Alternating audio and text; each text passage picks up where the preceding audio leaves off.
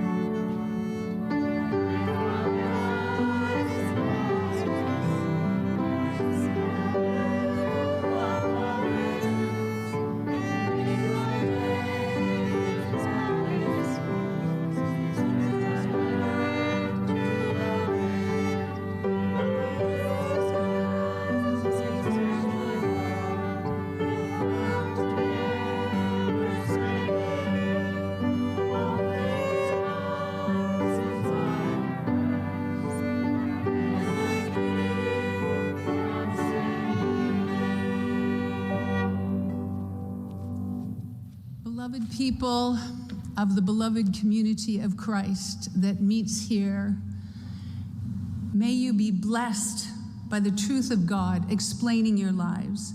May the grace of God fulfill your lives. May the forgiveness of God renew your lives. May the love of God bless your lives.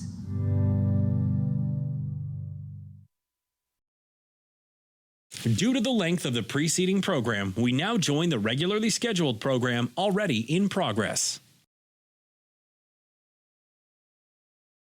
The opinions expressed in the following programs are those of the participants and do not necessarily reflect those of Rogers nor Rogers TV. Management heads, I'm going to say probably 6 or 7 years ago, thanking people who went 80 and a 40 or 80 and a 60, because they certainly added to the revenues of the province. And well, I guess it's also the upper tier as well. So it's kind of a double-edged sword. You can slow traffic or you can collect the revenues. Yes. So what's the plan? I mean, obviously you're looking at where things are needed, and I know here in Owen Sound they've done a full measure across all of the streets to say, okay, this road is really bad and really needs serious attention. And there's a whole scale that they use. How does the county do? What does the county do to assess its roads? Well, we do a road needs study every year. We currently went to the Iris technology, which does it with a camera. We have one of our staff members drive around with a camera, and it gives a rating on every road. And then out of that, we build a 10-year plan. So the thing that other people don't necessarily understand is once a road gets past a certain point, it's very expensive to fix. So we get the question quite a bit. Say we're paving a road that seems like it's in relatively good condition. So the modern asset management theory is just to keep the good roads good. So we will pave, another lift of asphalt on a road that's in relatively good shape just to make sure we get another, say, 12 years out of it. And then we'll get that question like, well, this road's way worse than that road. Why didn't you pave that road? And it's really because there comes a point where, unless it's a safety issue, you're not really saving anything by pouring money into it. So some of the bad get worse, but the good roads stay good. So otherwise, you're always kind of chasing your tail, doing the roads that are cracked, kind of thing, right? Right. Do they still use the technology of crack sealing at all? I know is that still done? Yep. Like every road in our system, we've bought some software last year. So every road would have a kind of a life cycle. So after 3 to 5 years, we do some crack sealing. Then eventually we might grind and put another lift of asphalt on. Might put another lift on. Then eventually you get to the point where you're into full reconstruction, which is the most expensive. But we're basically doing all those measures, taking care of our drainage, keeping the shoulder supported, trying to avoid getting to that point where we have to fully reconstruct a road. Do you find that across Grey County that there are a lot of roads in poor condition? Well, our ratings aren't. A lot of our roads are good, but everyone in the province is underfunded. So between the structures and the roads, it's just hard to have enough to keep them all in wonderful shape. But the county has a lot of roads that are sort of serve a local function, but they're county roads. And then we have those county collectors and arterials that are the big county roads. So we really do focus more on those big roads like Railroad 4 and some of those, the bypass around Owen Sound 18, those kind of roads, because they seem to really have the economic impact with the traffic. Well, sure. 18 that goes around Owen Sound is a very, very busy road, and especially in the summer. My goodness.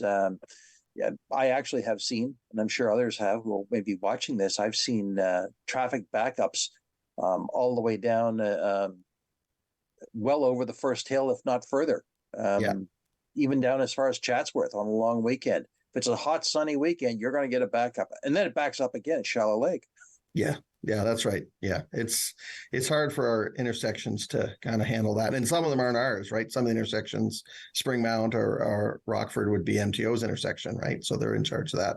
So that's always kind of a funny thing too. We get a call, might not be our intersection, or Southgate might get a call, but it is our intersection. So there's kind of there's some kind of misunderstandings on the three levels of government, makes it confusing for the average person, I think.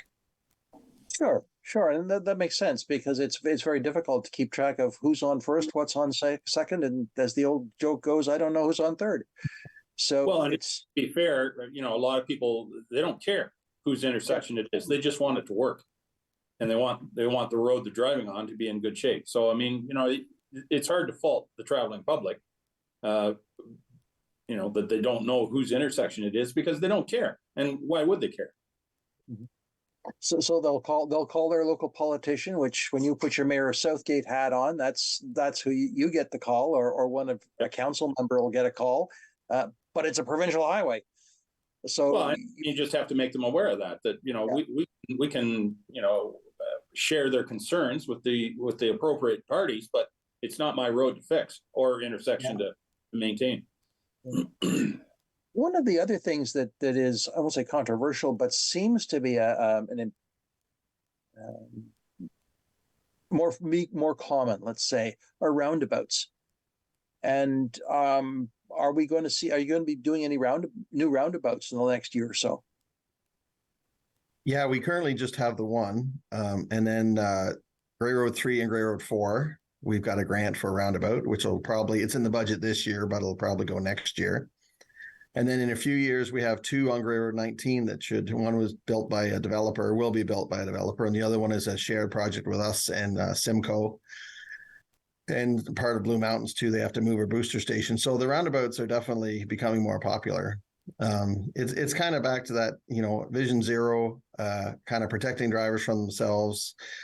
There aren't the serious accidents at roundabouts. There is fender benders, here and there, side swipes and such.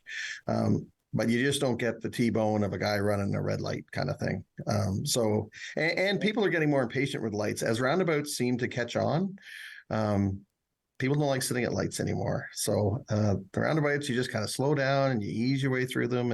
And with most of our people, they're very popular. We do get occasional calls from people that really don't like them. But the average traveling member of the public seems to appreciate the time savings. My experience with the roundabouts is that the biggest challenge is trying to get large farm equipment through them in an efficient manner without pulling up guardrails and all that kind of stuff, because in a rural area, you do get a lot of farm equipment on the roads, particularly, definitely not today, but, in another month, there will be a lot of equipment on the roads, and the roundabouts can be a bit of a challenge for some of that big farm equipment. To be sure, you try to put a 12-foot wide combine on around a roundabout, you got to know what you're doing. Yep. The other thing I've heard, and it's purely anecdotal, is that there are some people who try to go straight through a roundabout. I've seen that video, and it doesn't end well for the driver, but it doesn't. It can't be done, but it's not recommended. That's for sure. For sure. And the idea of slowing down and making sure and know where your rights of way are critical for those roundabouts. Yeah, they are. And we did notice, back in 2008 when Gray built the first one, there was people that were very confused by them doing the wrong thing, right? So I think people are kind of getting used to it now, especially with MTO getting into them, right? To see more of them. To be sure. It'll be interesting to see how they grow, they change, and who knows what they'll do on provincial highways. That's not your bailiwick, but it is if it intersects a county road. But it'll be interesting to see if we see more of them on provincial highways throughout Grey and Bruce. I think you will. One of the whether it's a large or small advantage of a roundabout is that they're actually better for the environment, because you don't have drivers sitting at a red light idling, notwithstanding some of the technology and vehicles that shut them off when they stop now. But nonetheless, traffic keeps moving, and at a green light, someone like yourself, David, would probably push that accelerator rate to the floor to get going again. But most people So there is an advantage in that respect. Well, my truck does pick up pretty good, but certainly nothing like other vehicles sometimes. But you're right. You're absolutely right. The other thing that about, and this is sort of a side question, pavement markings. Pat, you probably have an engineering background, but I've noticed that our pavement markings just don't last like they used to. What's the reason behind that? Well, it really is the change from lead-based paint to the water-based. Obviously, it's good for the environment, but the price you pay is they just don't seem as bright and lasting as long as they used to. I think back to when I was younger, and they were really bright. Now we do everything we can. There's a standard specification we use. There's the glass reflective material in the pavement markings, but yeah, and plow blades are a little more intrusive than they used to be too. Like they're pretty heavy duty, so no one leaves a road snow covered anymore, so you're probably knocking at the lines a bit that way. But yeah, they're lucky to make it through the year. We usually start doing our pavement marking around June, and some of them can start to get pretty faint by then. Yeah, I've noticed that. It's and sometimes it's just plain hard to see them. But speaking of snowplows, I'd like to offer a pro tip. Don't pass a snowplow. It's not. There's a place of experience there.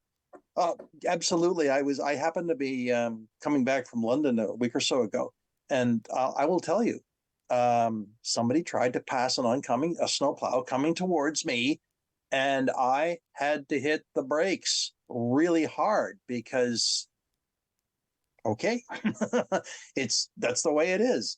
But do you find that people give good respect to the snowplows in Grey County, Pat? Well, we get the message out there. We do a lot of advertising on social media and such about passing plows, but we do get a number of incidents every year with people trying to pass a plow, and they're trying to cross that center line. It's a little slushy, and they probably would have better off just staying 8 minutes behind it, rather than spending 2 hours in the ditch and $2,000 on their car repair. So we really encourage people not to pass the plows. But there's always somebody who still does, it seems like. And those plows are not your grandfather's snow plows either. I mean, they are very high tech and very expensive pieces of equipment, and you are going to come out the loser if you encounter one. Yep, that's right. Yes. Yeah. Okay, well, let's look at a couple of other issues. Brian, I wanted to ask you, you went to Roma? Yes, I did. What was your take on Roma? I've asked this of all of our guests, municipal guests on the show. Always interested to hear your take on any politician's take on it. I thought it was very good.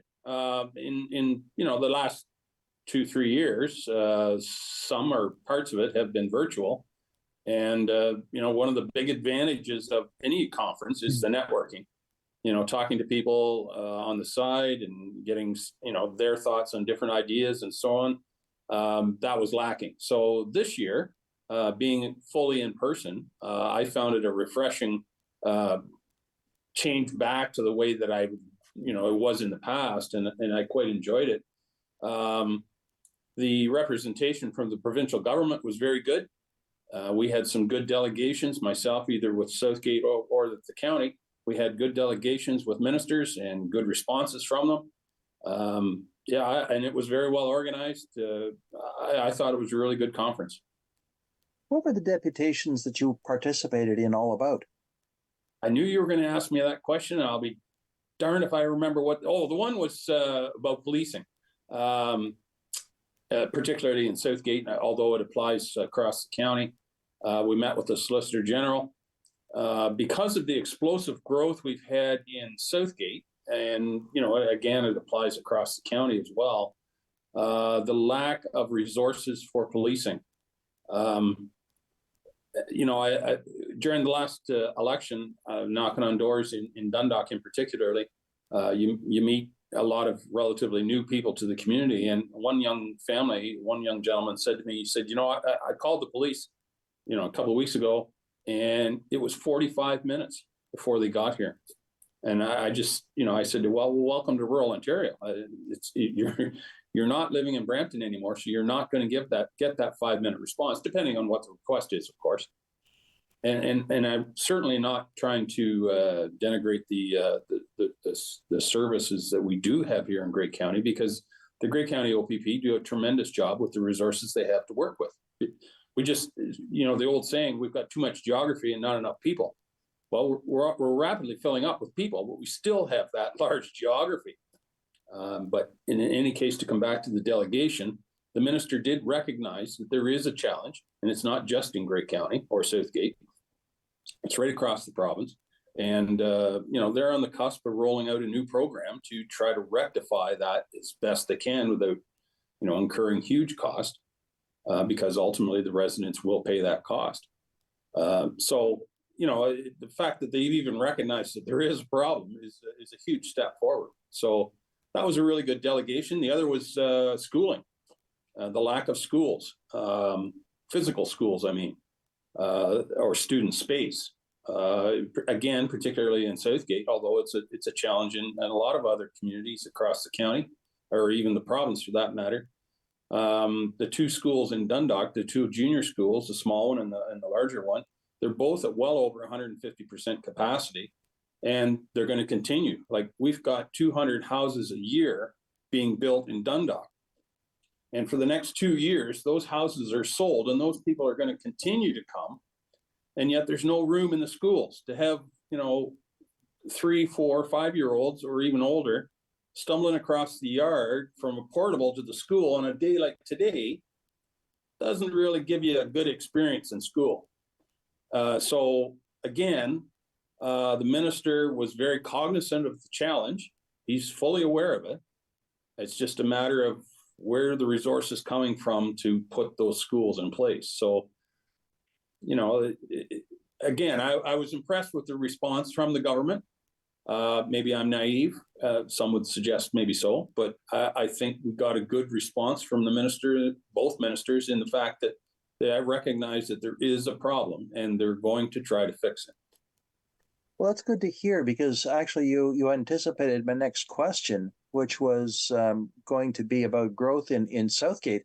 But I'm pleased to hear that you raised the issue around the accommodation in the two schools in Dundalk. Regular viewers will know that we have on a very regular basis the Director of Education and the Chair of the Board of Trustees for Blue Water District School Board. And this has been an ongoing theme we have talked about, and that is the accommodation. Meaford is the same. They're running at well over 100% capacity. And I fully expect that there will be, within the next 5 years, here in Owen Sound will be in a very similar situation, because the same developer that has brought all those houses to Dundalk is about to break ground here in Owen Sound. Yep. So it's an ongoing thing. Did you say you're getting 200 new homes a year? Yes, sir. And that's just from one developer. So the other developer building, 30, 40 a year. So yeah, we're just exploding in Dundalk. The population of Dundalk has actually doubled in the last, I'm going to say 3-4 years. Yeah. That is actually remarkable. How has the municipality handled the increased demand for services? You've spoken about the issues around policing, but how has the municipality handled the increased demand for other services, garbage, water, those kinds of things? Well, fortunately, we've been in a position where we knew this was going to happen sooner or later, because of our proximity to the GTA, because it's only about an hour and 15, 20 minutes south of us on Highway 10 to the top of Brampton. And so we knew that both Orangeville and Shelburne have had tremendous growth as well. And they're almost full, they're almost to a point where they can't service any more growth. So it was only a matter of time before it found us, and it has. And so we anticipated this to happen, like I said, but the pandemic has supercharged it. And you alluded to that earlier with the growth in Grey Highlands and the number of new residents or permanent residents in the area. So we have had a plan to deal with that growth. Now, we struggle to keep up because it's coming a lot faster than we ever anticipated it would. But so far, we've been able to manage the growth so far in terms of services. In fact, we are in the throes right now of building a new water tower. It's just in behind the arena at the east end of the town, and it should come online, I think in August, I believe is the timeline for that to be built, or to be finished rather. And funny little or interesting little side note, because of geography, when that water tower is finished and it's full, we will have the highest body of water in Ontario. Because of geography, again, Croton Township has the highest point geographically in southern Ontario. So once the water tower is built, that water at the top of the tower will be the highest body of water in Ontario. So interesting little trivia there. Well, just don't get a hole at the very top of the tank. No, because everything You'll have the highest water. You'll have the highest waterfall in Ontario. That's right. Everything flows downhill. Although some engineers like Pat will try to convince you that water will run uphill, but no, it does not. In terms of other growth, we struggle. We've had to hire a lot of people. We've had some turnover, like a lot of places have. But we have some really quality staff in place, and I think we're making some real good inroads. We're not perfect. There's no question of that, but I think we're good. So, perfect is the tyranny of good. So we'll take good any day. Have the services, not municipal services, but I'm thinking of community services such as grocery stores, building stores, those kinds of things. Have they kept up with the demand, or are they still to come online? Well, I think you'll see that in time. Certainly, we have some long standing businesses in town, and I think to a large extent they have benefited from that increased population. But there is, challenges because a lot of people, the new people, commute into the larger urban centers. They tend to do their shopping in the large urban centers as well, because it's almost a chicken and egg thing, right? They don't shop in Dundalk or in Southgate because there's nothing there, so we'll get it in Brampton. But if once we reach that critical mass, hopefully those new services will come online in town. Now, we have seen some new businesses start up, and they're doing quite well. The developer, as you may know, David, just in the last month, I think it was, has announced that he signed a lease with McDonald's Canada, and there'll be a new McDonald's restaurant out on Highway 10, just on the edge of Dundalk. And there's some other neat ideas that have come forward that I'm not supposed to talk about, so I won't. But I think in the next 5 years or so, you're going to see some interesting additions to our retail and commercial sections of Dundalk. Well, when you think back, it isn't that long ago that Dundalk was basically a railway stop and a rural service center. And now it's totally changed. I was going to say, we know that Dundalk has arrived when McDonald's opens up a restaurant.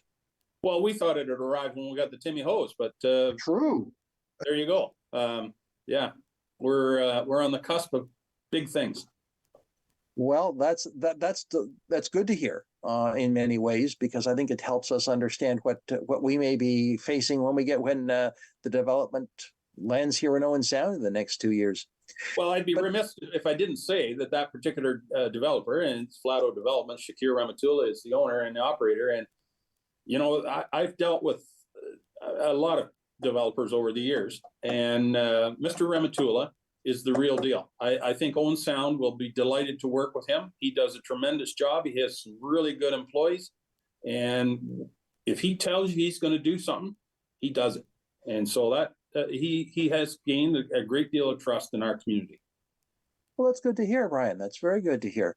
Yeah. And on that note, we're going to take a quick break, and we'll be back. Friends, I'm David Shearman, and yes, we'll be right back.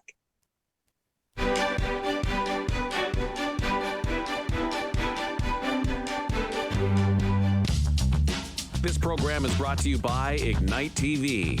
Now you're in command. Visit Rogers.com for more details.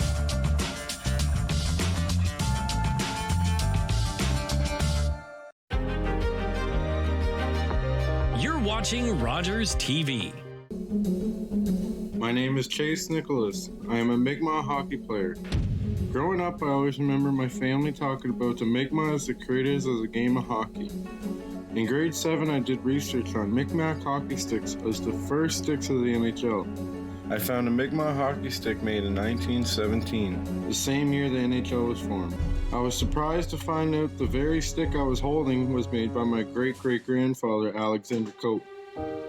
In 1934, an elder known as Old Joe Cope wrote a letter to the Halifax Herald claiming the Mi'kmaq created hockey. I found out later that I am a direct descendant of Old Joe Cope. There was a time when Mi'kmaq children were torn from their families and not allowed to speak their language, losing their words and stories.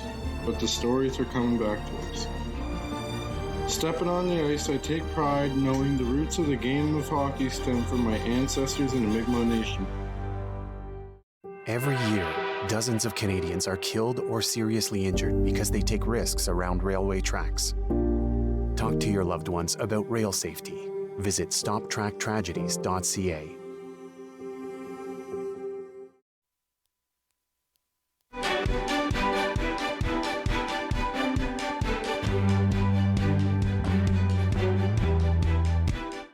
Hi, and welcome back to Politically Speaking. I'm David Shearman. My guests today are the Warden of Grey County, Brian Milne, who's also Mayor of Southgate, and Pat Poy, who is the Director of Transportation Services for Grey County. Brian and Pat, welcome back. Thank you, David. Now, we got a little bit off the Grey County stuff, but into, I think, what is really helpful to hear, particularly those of us who live in Owen Sound, because you're 5 years ahead of us, if not more so, down in Southgate, Brian. But I wanted to come back to that just very briefly to ask you if you find that, and maybe this is an upper tier question, do you find that the development is across Grey County is really ramping up?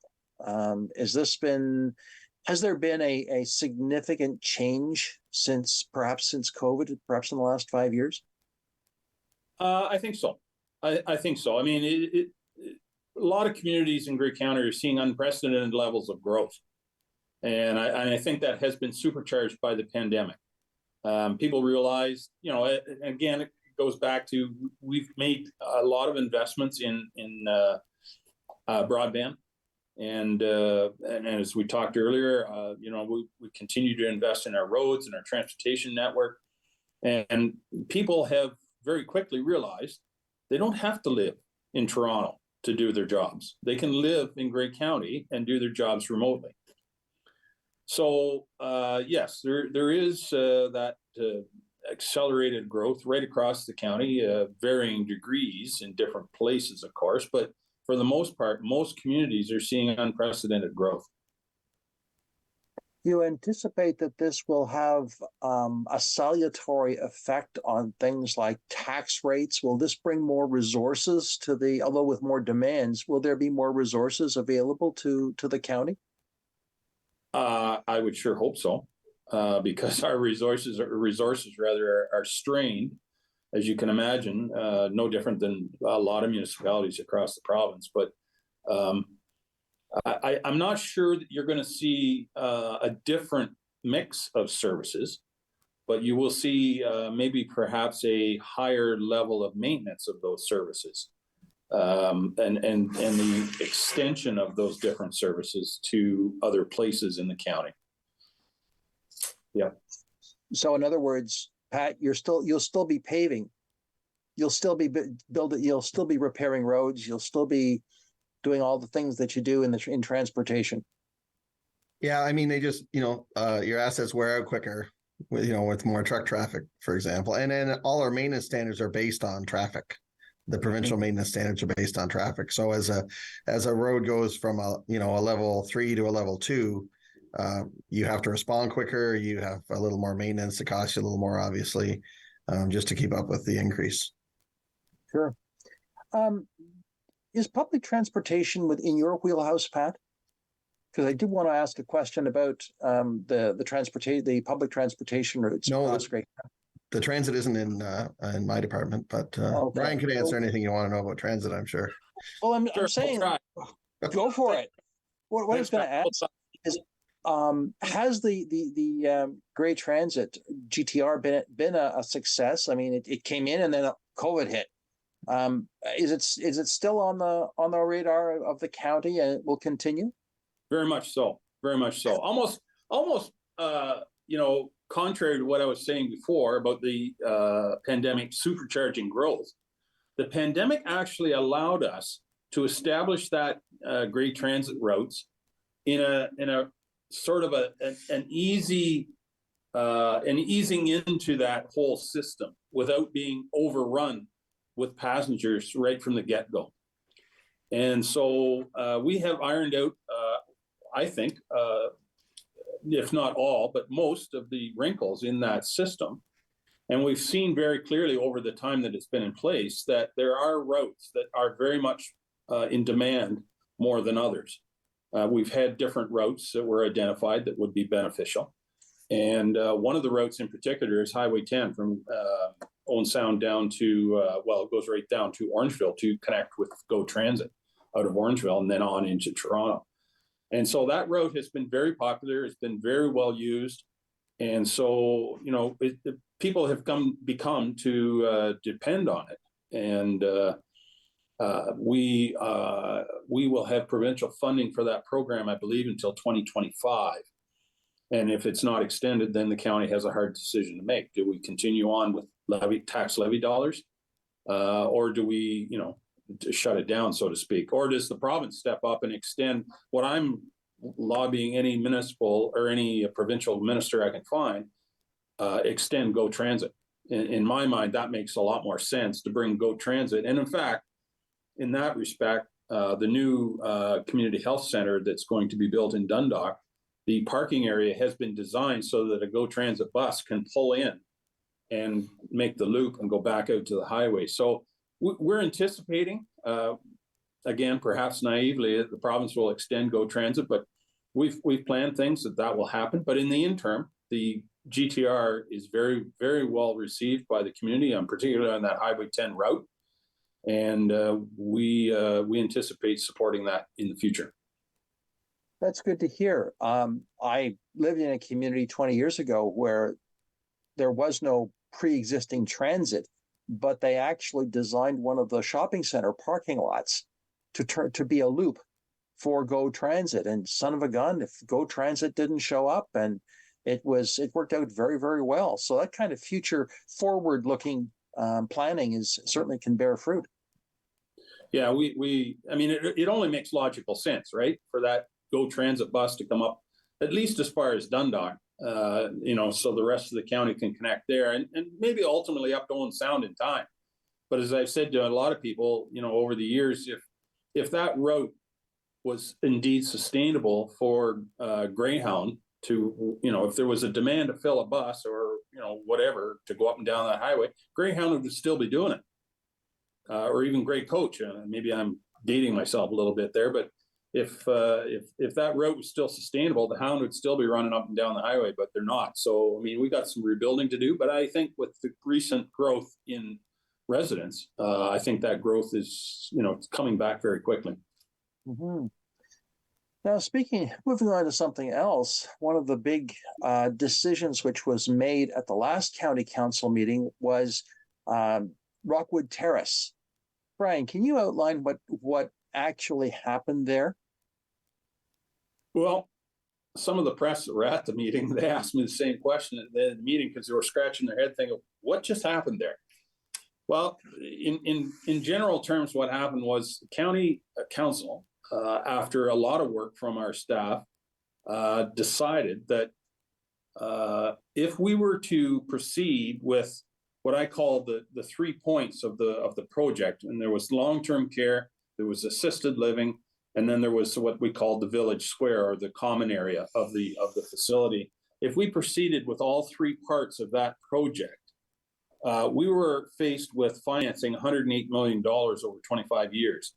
And that would have necessitated paying interest in the realm of around $72–73 million. That left us perilously close to our lending limit, or our borrowing limit, rather. And so, if you look at our 10-year forecasted project for our list for projects, and Pat was certainly part of that, we didn't want to stymie ourselves that we wouldn't be able to borrow for anything really for the next 25 years, which, that left a lot of people pretty nervous.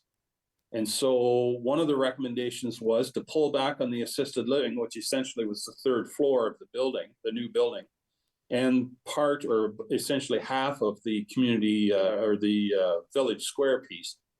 So that left us with a much more manageable borrowing level, and left us room to borrow for other projects that are coming down the pipe towards us in our 10-year project list again.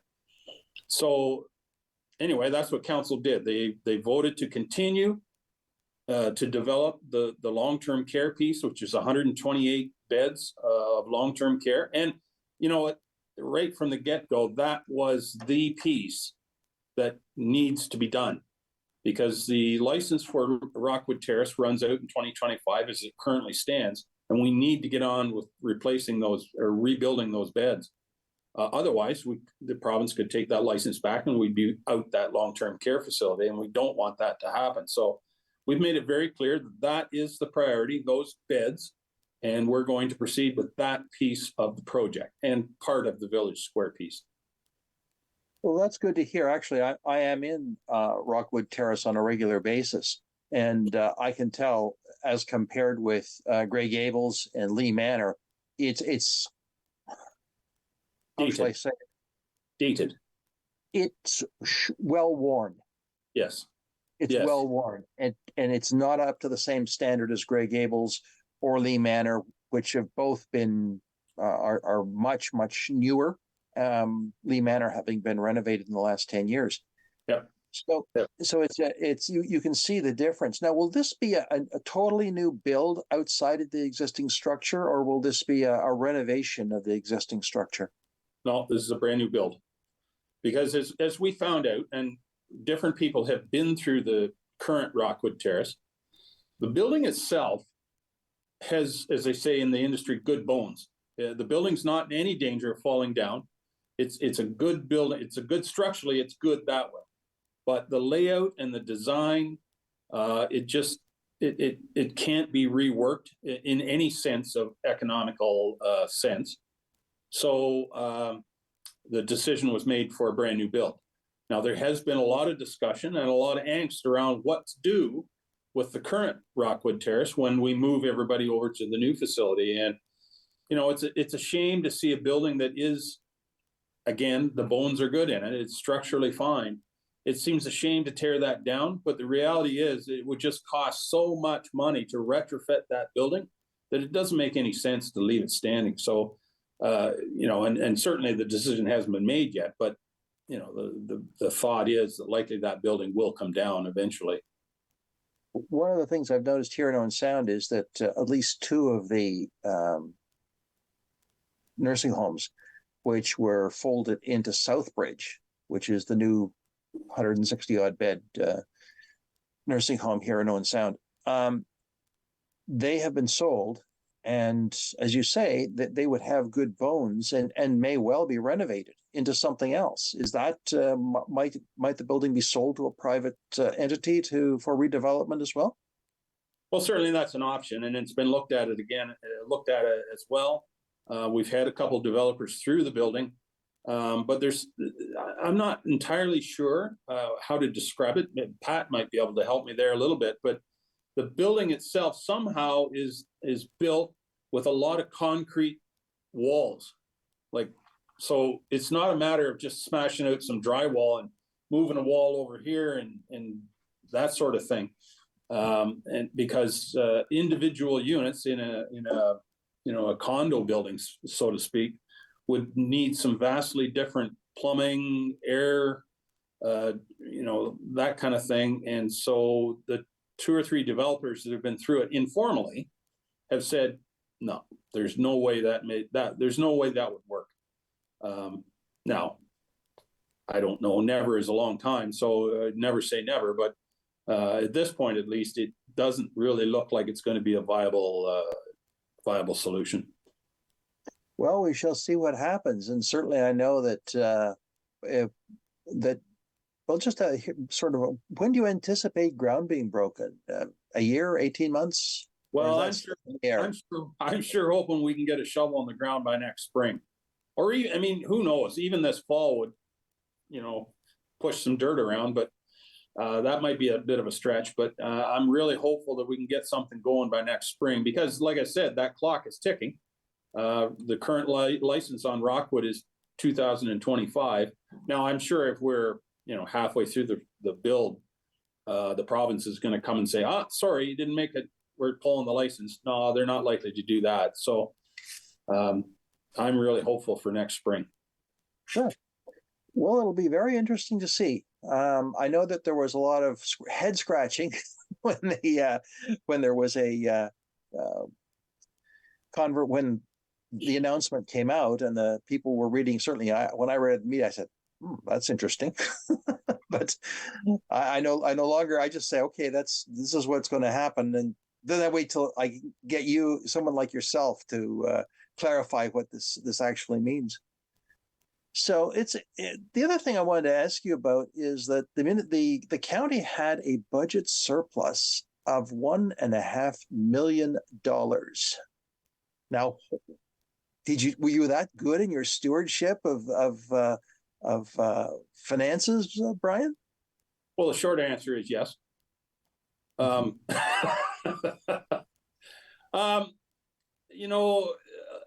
lot of people think, well, if you running a surplus, that means either of one of two things. Either you didn't do what you said you were going to do with the money, or you overtaxed people. There was an analogy put forward at, I think it was the last council meeting, or maybe the meeting before that said, if you take a dartboard and you apportion different percentages to the different rings on the dartboard, the bullseye is like, I don't know, point whatever percent. And that nicely aligns to that $1.5 million surplus. So we came within a very close margin of having a very balanced budget. And so I'm not concerned about the $1.5 million surplus, because that just allows Pat to spend more money on the roads. And of course, that makes everybody happy. So, I'm not concerned about that at all. The money will, it'll go to a good use. Absolutely. We're not thinking about sending any of the pastoral staff to Vegas for meetings or anything like that. But I think it's fine as it is. Good. Are you planning any super projects out of that $1.5 million, Pat, or is that kind of a drop in the bucket where roads are concerned? Well, that is the one thing I'll say. When I first came to the county, I always liked the way they budgeted, because if our guys do their job, and we're looking for cost savings on every job, right? We get our tenders out early, trying to get good prices. Any money that we can come in under budget, typically our finance department will have us put it back in reserve for, a rainy day for the next job that comes up, right? So you don't get into that, use it or lose it mentality where somebody goes out and buys 30 picnic tables at the end of the year to make sure they spend all their budget. Every dollar saved we can use later. That's our hope, because we know we're underfunded. All the capital works underfunded generally in the whole province. So anything we save now, we're really looking forward to.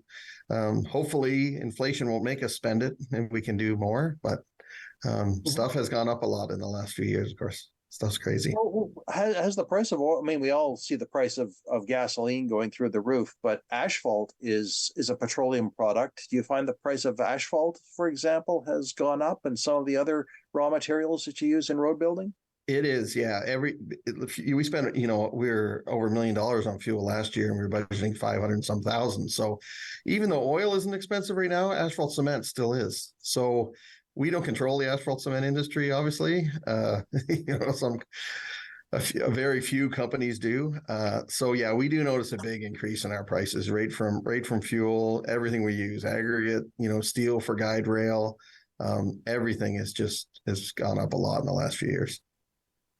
Well, I guess that's why your finance people are paid to deal with that, and your job is to make sure those things happen, I guess. Yeah, we're keeping them busy, and there's a lot of tracking they do too. I mean, we have some grants. We have the Community Improvement Fund, which is former gas tax. We have development charges. So the finance people are doing a lot of number crunching behind the scenes that nobody ever see. I mean, we see it, but nobody realizes how hard it is to put all those numbers together. And if I could just jump in there, David, from a council's perspective, we think all of our staff do a really good job of squeezing the nickels. Pat's department in particular, because the TAPS just inherently deals with big projects and big money. They do a really good job of squeezing those nickels to make sure we get top value for dollar. And I think that the other thing is that municipal finance has changed. It's not like your household budget. And I've said this on this program before. It's not like your household budget. It's different. And there's a lot more tracking, as you alluded to, Pat. There's a lot more accountability. And you get people like Brian asking tough questions. Yeah, and we always try to. Well, it is our money. We're all taxpayers in the department and work at the county, and we don't want to make the wrong decision either. You don't want to have to go back on work you did previously. So we try to play out every scenario on different things, like any developer. All these developments coming in Owen Sound.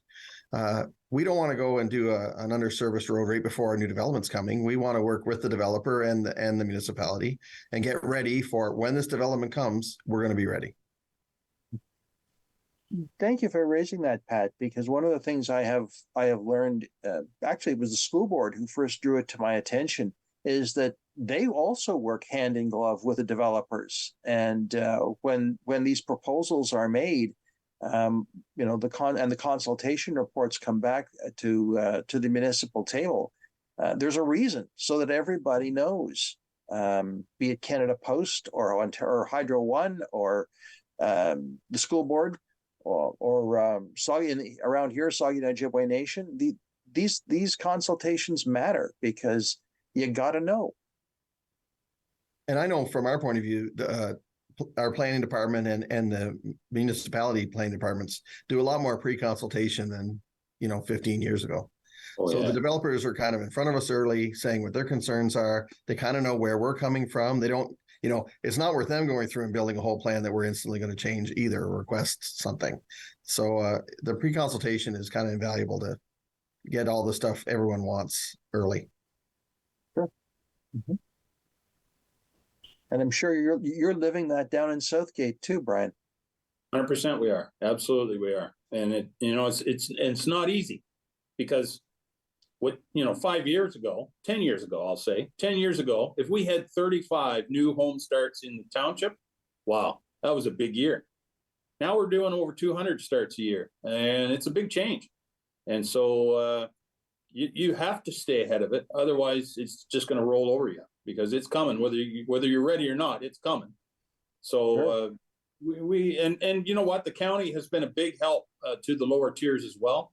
And I said that in my the warden's address at the start of my term here, that together we really are stronger. And if we work together, we can all see things that somebody else didn't see. And it's to the benefit of everybody to work together, because as Pat said, do the project once, do it right. Yeah. We've got about 5 minutes left, so I wanted just to give a shout out to past Grey County Warden Selwyn Hicks, who has been named as a recipient of the 2023 Lincoln Alexander Award by the Law Society of Law Society of Ontario. And certainly Selwyn has been a guest here in the past, but we extend our congratulations to him. Couldn't be a better nominee for that award. Selwyn is a tremendous guy. I just no bad words about the current council, but I do miss him at the county. He was always very thoughtful and very insightful on all the things that he did. He was a tremendous warden, and I really enjoyed Selwyn. And I from time to time I still run into him, and we have a little chat, and it's going really well. Good. Now, I understand that the county is also doing some public consultation. The first is around the Economic Development, Tourism, and Culture Master Plan, which is a big mouthful for basically economic development and tourism. And it closes the first week of the survey is online. It closes the first week of April, but there is still time if you're watching this before that to watch. What's the goal of that survey, Brian? Do you know? The goal of the survey is to find out what people, what their expectations are, and to see what they think economic development is and how it should look and how it should roll out, what the impacts of things, that maybe we don't see, that we need to see. And so we want to hear from everybody as much as we can to find out, are we on the right track? Are we doing the right things? Are we addressing the right issues in a timely fashion? So I think it's important that as many people as possible answer that survey. I think it's 6 questions. It doesn't take very long to fill out, 15, 20 minutes, that kind of thing, or, depending on how much you want to put down. But it's a very valuable, insightful survey. And there's another survey that is specifically about Grey Roots and the county archives and how they will develop their master plan as well. So both of those are, both the archives and Grey Roots are an important part of our community. Very much so. And how you treat your past is how you'll treat the future generally. So we have really good staff out at Grey Roots there and a really good facility. They do a tremendous job out there, and we're looking for big things. Again, now that we're coming out of the pandemic, a lot more people are out and about looking for things to do, and Grey Roots is a great option. And I think if I'm not mistaken, Grey Roots is planning to open a store as one of their new builds. Yes, they are, the general store. Yep. Yeah. So really excited about that. Really excited about that because I mean I'm not too young to remember the general store in Drumore from years ago. It's not open anymore, of course, but I do remember going down there with the list from Mom and handing it to the lady across the counter, and she would gather up all the stuff for me, and I'd sign the tab, and away I'd go. I'd trundle back up the road with my bag full of goodies for Mom, and yeah, it was a big, mysterious place in those days for me. Well, I want to thank the both of you for being a part of Politically Speaking today. It's always insightful to hear from the upper tier and both staff and at the political level. So Warden Brian Milne and Director of Transportation Services Pat Hoy, thank you both. And thank you, friends. Thank you, David. Thank you, David. And thank you, friends, for being a part of Politically Speaking. I'm David Shearman, and yes, we'll talk again.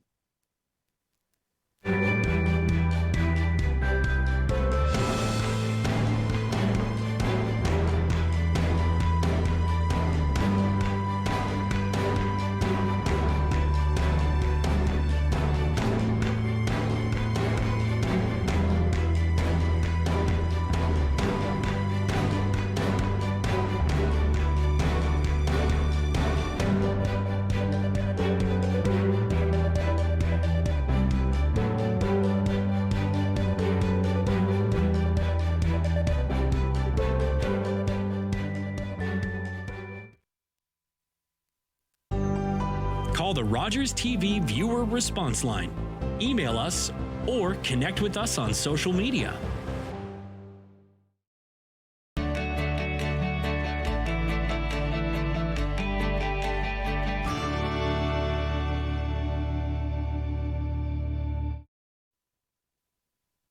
Don't forget to tune in to Grey County Life on Rogers TV next week. We're going to talk to Stuart Reed from the Community Foundation Grey Roots.